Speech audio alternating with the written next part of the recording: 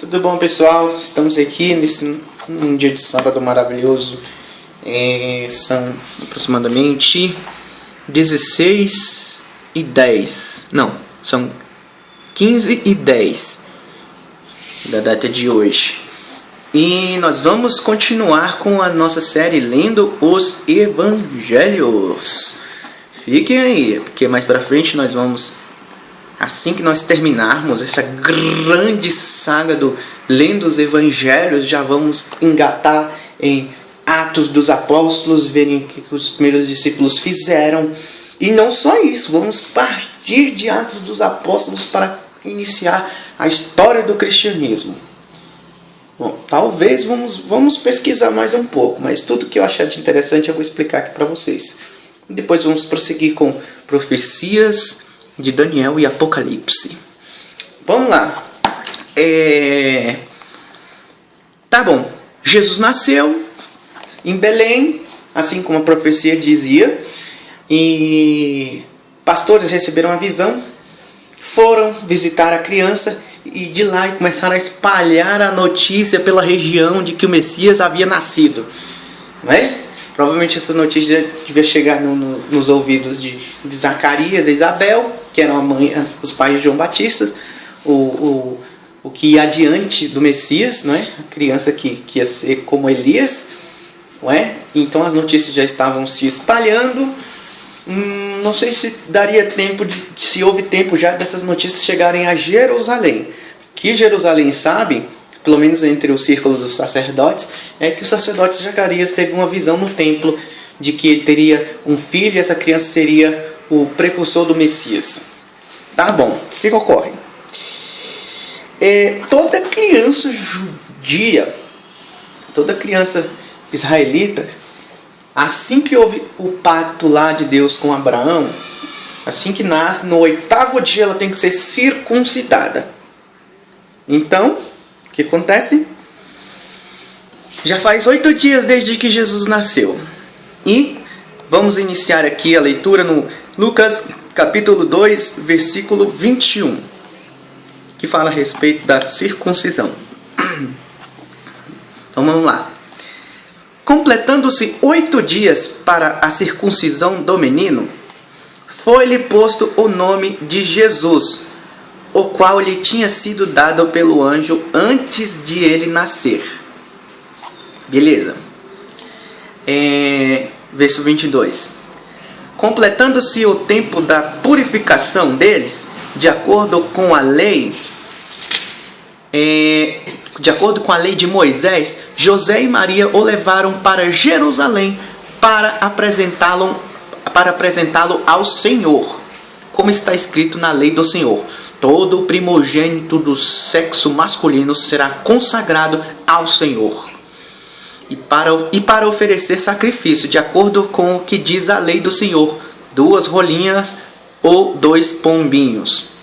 O que ocorre? Assim que uma criança nascia, que a criança judia nascia, ela, depois de 8 dias depois, ela tinha que ser circuncidada. Aí dava o nome da criança, não é? Maria e José deram o nome da criança de Yeshua, de Jesus, não é? E tinha na lei, se eu não me engano, eu vou tentar ler aqui com vocês, deixa eu ver se eu acho aqui, na lei de Moisés. Levítico 12, que eu anotei aqui. Lá, vamos viajar no tempo agora. Lá nos tempos de Moisés. Vamos ver aqui. O vídeo vai ficar um pouco grande, mas eu preciso passar as informações aqui para vocês. Levítico 12. Diz assim. Levítico 12. Versículo 12, não, capítulo 12 de Levíticos em diante. Lei de Moisés aqui. Disse o Senhor a Moisés: diga aos israelitas, quando uma mulher engravidar e der à luz um menino, estará impura por 7 dias, assim como está impura durante o seu período menstrual. No 8º dia, o menino terá que ser circuncidado. Então, no 8º dia, Jesus foi lá e foi circuncidado. Então a mulher aguardará 33 dias para ser purificada do seu sangramento. Não poderá tocar em nenhuma coisa sagrada e não poderá ir ao santuário, até que se completem os dias de sua purificação. Ou seja, passado todo esse ritual, Jesus foi circuncidado o 8º dia. Então, cerca de 40 dias depois, já passou-se o período da purificação da mulher. E ela e seu marido José levaram o menino para apresentá-lo ao Senhor, porque todo primogênito tem que ser apresentado para o Senhor no templo de Jerusalém. E Belém ficava ali próxima de Jerusalém. Então, eles caminharam, não é muito longe, foram até o templo para apresentar a criança. Então, assim que apareceram no templo, eles tinham que oferecer um sacrifício ao Senhor. Aí o que ocorre? Quem era muito pobre oferecia um sacrifício de, como diz aqui, 2 rolinhas ou 2 pombinhos. Então, quem era muito pobre oferecia sacrifícios menores. Então, segundo a lei de Moisés, eles podiam oferecer 2 rolinhas ou 2 pombinhos. Então, foram lá no templo de Jerusalém, se apresentaram ao sacerdote, apresentaram as ofertas, fizeram um sacrifício. E pensa bem, o Messias, os sacerdotes, eles estavam ali, eles sabiam da história de Zacarias. Alguns sabiam de que estava próximo o nascimento do Messias, estavam próximos da época. E aquela criança ali nos braços de Maria e José, passando ali por entre os sacerdotes, por entre Jerusalém jamais imaginava que aquela criança é o rei deles, o rei de Israel, que estava ali dentro do santuário, não é? E o que acontece? Aí o sacerdote pegou a criança, foi apresentá-la ao Senhor, registrou o nome dela, Yeshua, Jesus, não é? Na genealogia, e o sacerdote estava segurando o rei de Israel. Mas pouco caso se fez, porque não estudou as profecias, não estava com os olhos vendados, não é? E aquela criança que deveria ser louvada, apresentada ao Senhor com toda a pompa, passou por alto. O sacerdote nem ligou muito, porque ele não sabia quem era essa criança. Mas, versículo 25: havia em Jerusalém um homem chamado Simeão, que era justo e piedoso, e que esperava a consolação de Israel. E o Espírito Santo estava sobre ele. Fora-lhe revelado pelo Espírito Santo que ele não morreria antes de ver o Cristo do Senhor. Movido pelo Espírito, ele foi ao templo. Quando os pais trouxeram o menino Jesus para lhe fazerem o que requeria o costume da lei, Simeão o tomou nos braços e louvou a Deus, dizendo: ó soberano, que prometeste agora, como prometestes, agora pode despedir em paz o teu servo, pois os meus olhos já viram a tua salvação, que preparaste à vista de todos os povos, luz para revelação aos gentios e para a glória de Israel, teu povo. Ou seja, aparentemente, a apresentação do Messias ao templo, ao seu próprio templo, iria passar batido. Mas, de repente, um dos sábios daquela época, chamado Simeão, homem justo, respeitado por muitos, por revelação, ele dizia que ele teria que receber a revelação de que ele não morreria, ele já era muito idoso, mas ele não morreria antes de ver o Messias ser apresentado a Deus.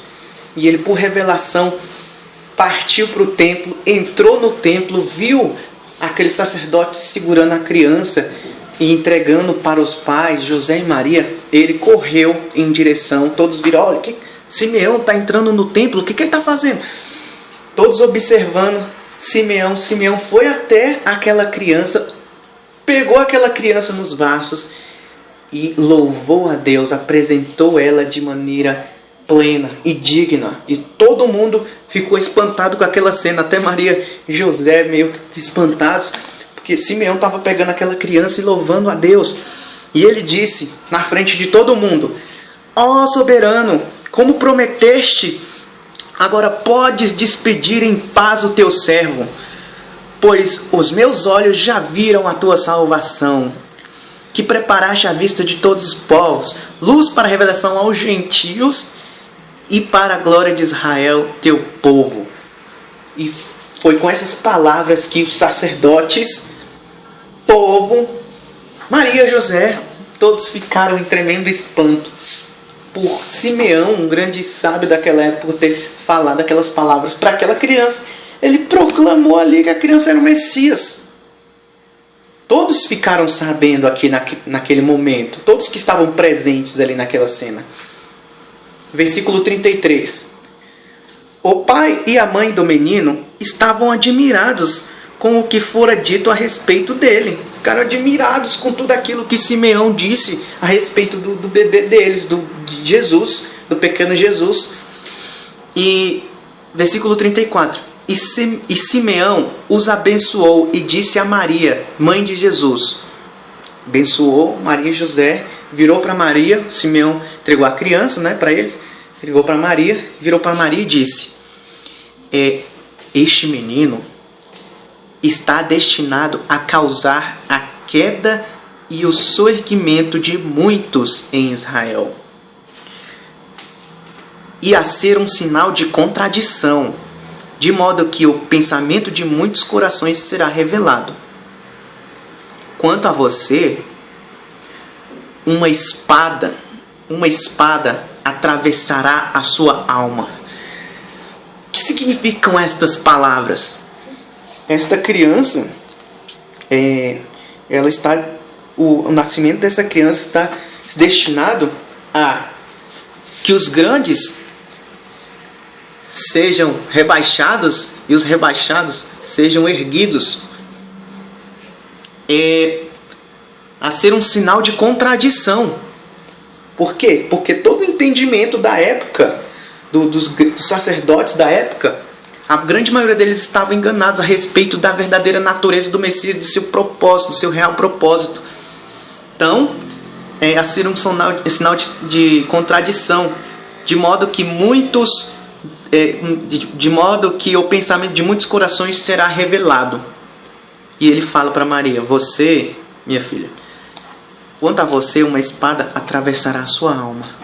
Muito prevendo que Maria, coração de mãe, iria de sentir com tudo que iriam fazer com essa criança no futuro. Porque tudo que ele iria passar, por tudo que o Messias iria passar, e quanto que ela iria chorar e sofrer por tudo que estaria acontecendo com ele. Então, uma espada atravessará a sua alma, virou para Maria. Bom, não bastando isso, saindo Simeão, estava ali a profetisa Ana, filha de Fanuel, da tribo de Azer. Raramente a gente encontra alguém nessa época descendente da tribo de Azer. Ela era muito idosa, tinha vivido com seu marido 7 anos depois de se casar, e então permanecera viúva até a idade de 84 anos. Ou seja, havia uma profetisa ali naquele momento. Ana, muitos conheciam ela naquela época. E ela estava lá, não é? Ela sempre nunca deixava o templo, adorava a Deus, jejuando e orando dia e noite. Então, mais um personagem respeitado naquela época, a profetisa Ana. Tendo chegado ali, naquele exato momento, deu graças a Deus e falava a respeito do menino a todos os que esperavam a redenção em Jerusalém. Naquele momento, após a saída de Simeão, apareceu a profetisa Ana, e a profetisa Ana, ela começou a pregar para todos ali, louvou a Deus. Mais uma vez, a criança foi exaltada na frente de todo mundo do templo. Os sacerdotes ficaram mais admirados ainda, porque era a profetisa Ana. E a todos que esperavam a redenção, o aparecimento do Messias, naquela época ela começou a falar, começou a profetizar, dizendo que aquela criança ali era o Messias que havia de vir. Já estava ali, acabou de ser apresentado. Então, houve grande comoção no templo de Jerusalém. Depois do relato de Simeão da profetisa Ana e daquilo que tinha ocorrido com o sacerdote Zacarias há um tempo atrás, no templo de Jerusalém, os sacerdotes já ficaram alarmados. A notícia já começou a chegar nas grandes autoridades judaicas da época. Havia o rumor de que a criança foi apresentada no templo. A Maria e José pegaram a criança e voltaram para Belém. Saíram. Mas a notícia começou a se espalhar. O que será isso? Será mesmo que essa criança é o Messias ou não é? Zacarias estava certo? Simeão, por que Simeão louvou a criança como sendo o Messias? Porque a profetisa Ana está falando para todo mundo de que a criança é o Messias. E a notícia já começou a se espalhar de uma maneira muito grande. Já estava pela região montanhosa da Judéia, correndo rumores. Por Belém, os pastores já espalharam a notícia da visão dos anjos. Jerusalém tinha notícia de Zacarias, sacerdote que teve a visão no templo, de que o filho dele seria o precursor do Messias. Já tinha notícia de que Simeão e Ana teriam apresentado aquela criança que apareceu ali como o Messias de Israel. Então, tá ficando grande a história. Vamos lá, vamos ver quais são as cenas do próximo capítulo. Fiquem aí comigo, pois a série Lendo os Evangelhos vai prosseguir.